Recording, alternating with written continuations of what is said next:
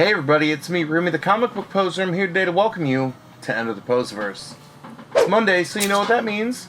We're going to see what my top 5-ish books are from last week's New Comic Book Day. So if you missed them, you can check them out on this week's New Comic Book Day. So see what I was way into last week. You'll have to check it out after this. Hey, little girl. Did you want to know a secret? I got 5 on it.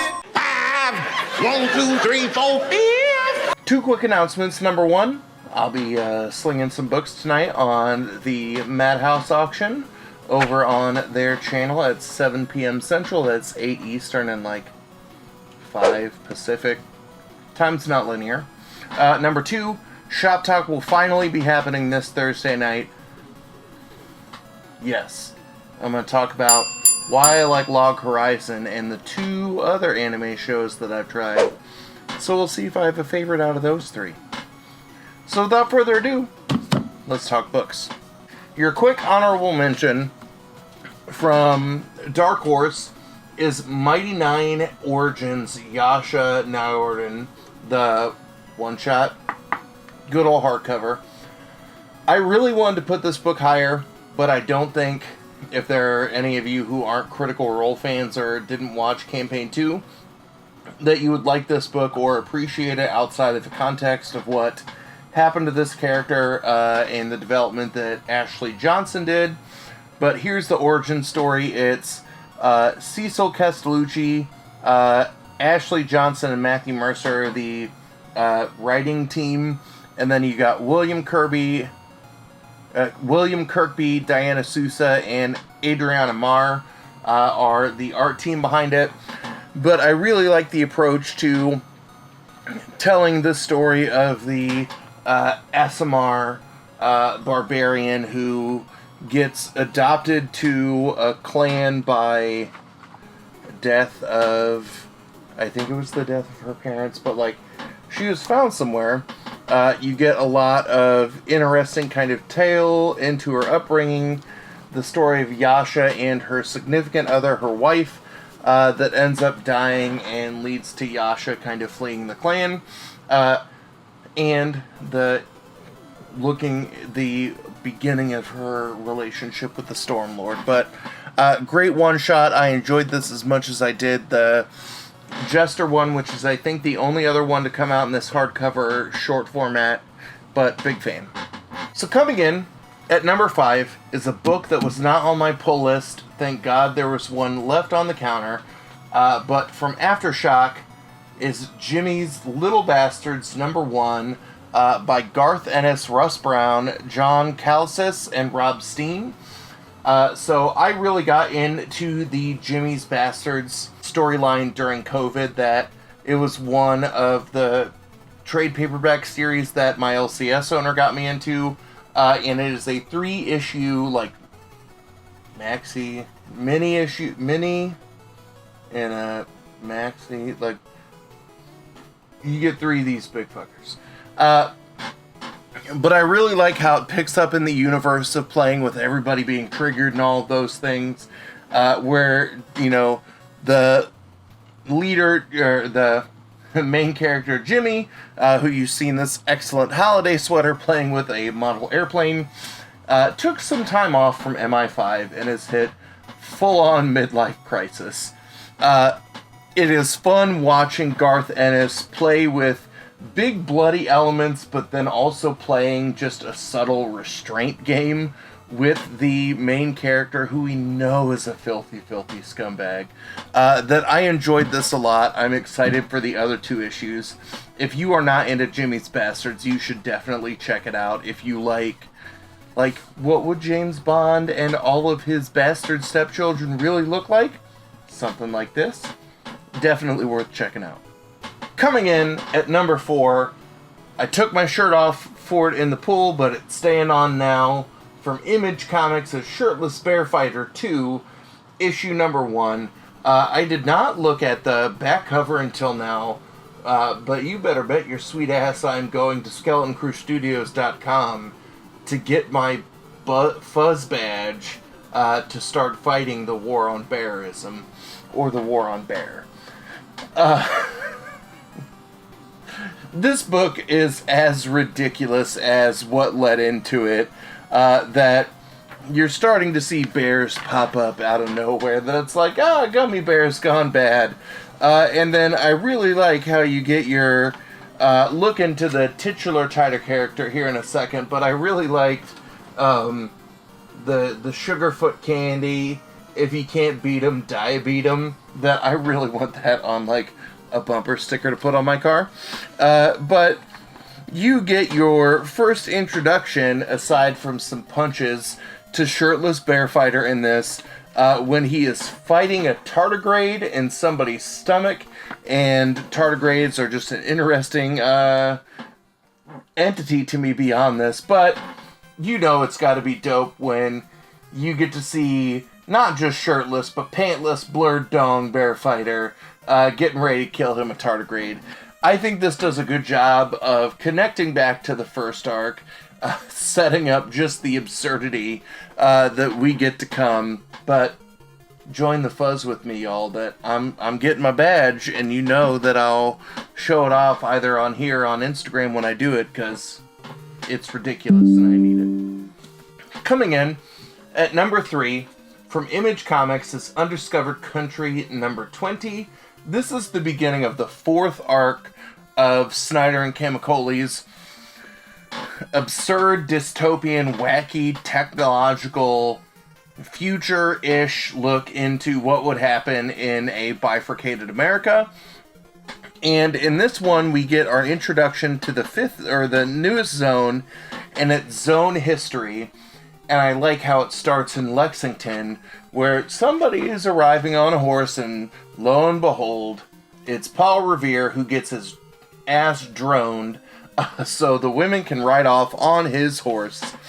But really what is interesting about this is that we learn in this zone that our 2 women meet with Uncle Sam, who has been a nefarious character to them in the previous zones, and they have some conversations about what has happened, what's gone down with technology. They've died twice. Why do they remember what the world has looked like before them? So they have these conversations where, you know, there's a play with alternate history, and a good example of that is the, instead of the join or die flag in the back right, that battle version of the Gadsden flag, we get the joined we live.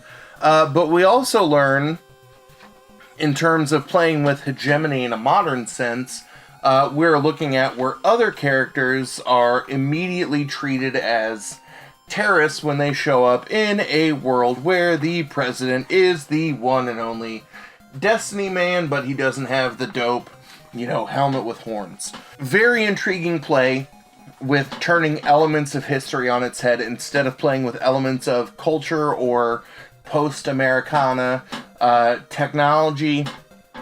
Brilliant start.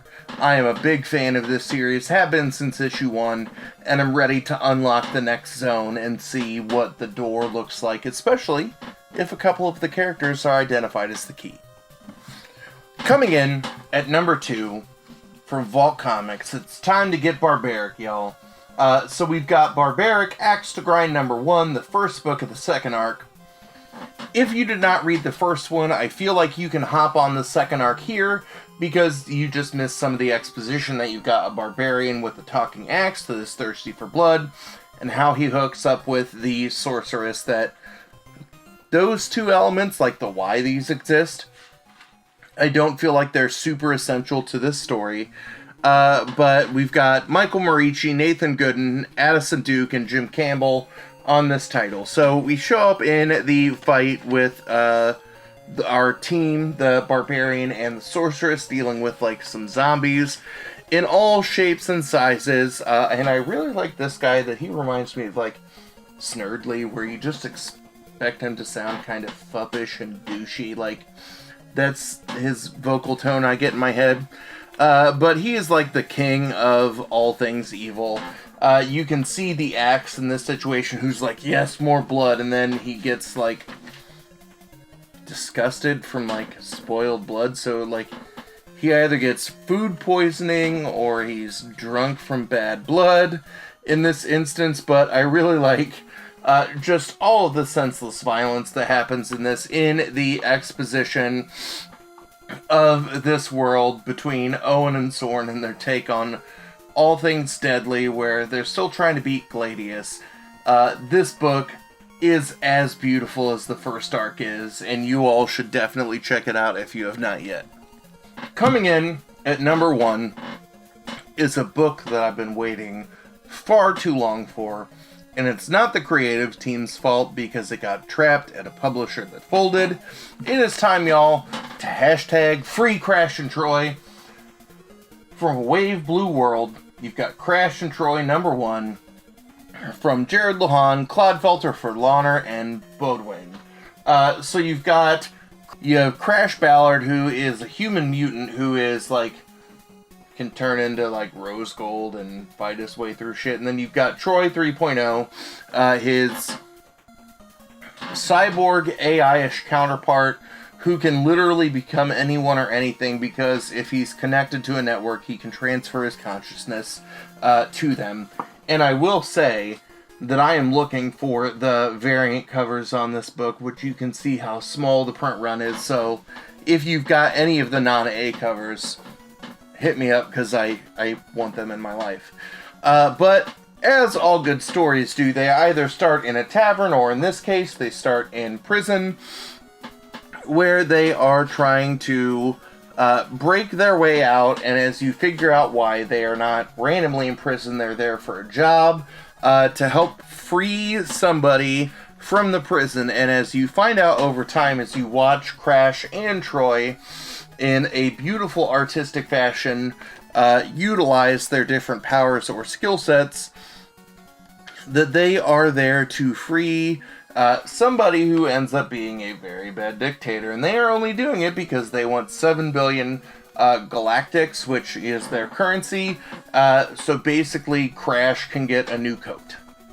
And as you find out, that the dictator is pissed that he was left there, they go out to a fancy dinner and get arrested themselves for freeing a dictator from prison. And they decide that they will do what they can to use their powers to get out of prison, or get out of this predicament, by capturing the dictator again and trying to not lose the money. I am glad that this story is finally seeing the light of day. That if you look at Jared Luhan's socials, you know that there was a long, angsty fight, that the book was done, it was sent to Action Labs, and it was just there rotting. It got delayed, and then Action Labs went... And now we finally have it. I'm excited to check out, A, not only the other 4 issues of this series, but B, check out more books from a Wave Blue World, because I think this is my first one from them. So I gotta create a new spot in my indie short boxes there behind me. But yeah, that's my top 5-ish. Honorable mention to Mighty 9. But let me know what y'all think. Is there anything that I'm missing that you want to hear about? As always, let me know in the comments down below. But as always, y'all, thanks for stopping by. And have a good one.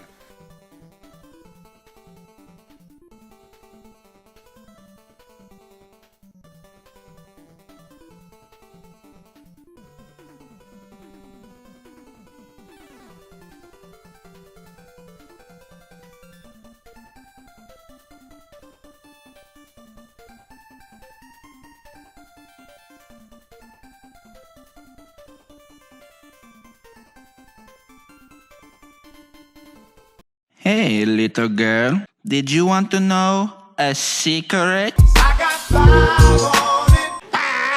5, 1, 2, 3, 4, 5.